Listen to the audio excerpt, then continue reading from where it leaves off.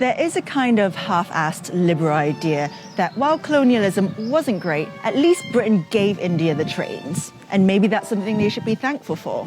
After all, trains are pretty useful, especially in the 7th largest country on Earth. So, colonialism, maybe not all that bad? Unfortunately, Britain also stole $45 trillion from India, all the while exploiting religious divisions between the Hindu and Muslim communities and further turning them against each other. And those beloved railways, they became the sites of mass slaughter while Britain sat back and watched. Empires of Dirt, a show about Europeans getting rich at the expense of everyone else.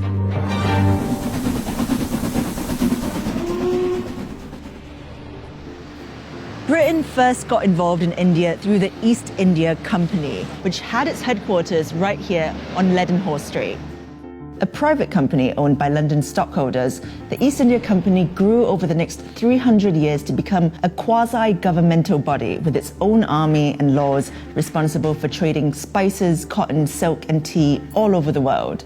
By 1858, ownership of the East India Company had been transferred to Queen Victoria after the failed Indian Rebellion. Trains were the brainchild of British engineers. The East India Company would use railways to transport exploited resources like cotton and coal more efficiently around India. And it worked. Between 1853 and 1924, a railway network was created to help Britain extract from India relentlessly. And it's not like we gave India the railways either, by the way. We made India pay for them, and we ripped them off in the process. Despite Indian mechanics having their own efficient, cheap designs, Britain made India buy trains from them. Between 1854 and 1947, over 14,000 locomotives were imported from the UK to India. Initially, Indians weren't even allowed to work on the trains. They were staffed entirely by white people, from the board directors to the ticket collectors.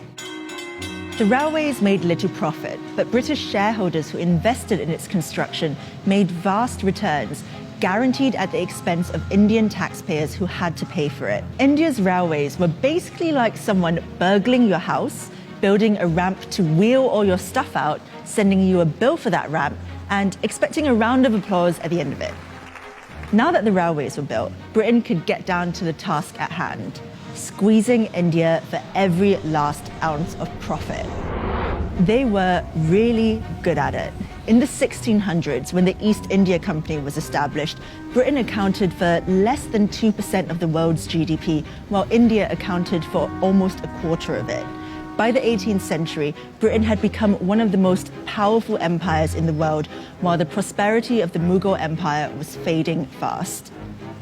Britain relentlessly squeezed India for every last bit of resource for its own uses. In 1943, up to 4 million Bengalis starved to death, partly because their food was diverted towards British soldiers during World War II. Winston Churchill said the famine was their own fault for breeding like rabbits. After it was no longer profitable to remain in India, and after receiving huge pressure from the Indian independence movement, the British finally left in 1947. Before they went, they split the country into two, Hindu-majority India and Muslim-majority Pakistan, in an act that became known as partition. But in their haste to get out of the country, British diplomats arranged a shoddy partition agreement that ignored the fact there would be inter-religious conflict. Cyril Radcliffe, the British lawyer assigned to draw the borders of Pakistan and India, was given 40 days to do it. After partition, millions of Muslims trekked to Pakistan and what is now known as Bangladesh, while Indians and Sikhs headed the other way. Violence between Pakistan and India ensued. Within a year of the British leaving, 15 million people were displaced, and between 1 and 2 million people were dead. Trains became the sites for mass murder during the migration. Trains filled with refugees crossing the border on each side were stopped, and everyone on board was murdered. Women were captured and raped. Carriages were set on fire with petrol, with people still inside.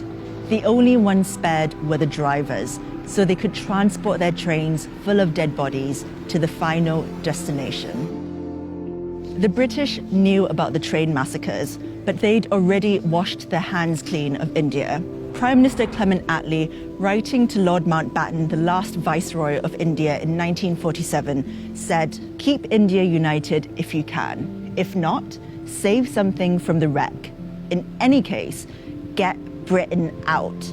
Despite all this, the 4 million starved to death, the careless partition, the $45 trillion they stole from the Indian people, many don't think that the British did anything wrong in India. A YouGov poll in 2014 found that 59% of respondents thought the British Empire was something to be proud of, and only 19% were ashamed of its misdeeds.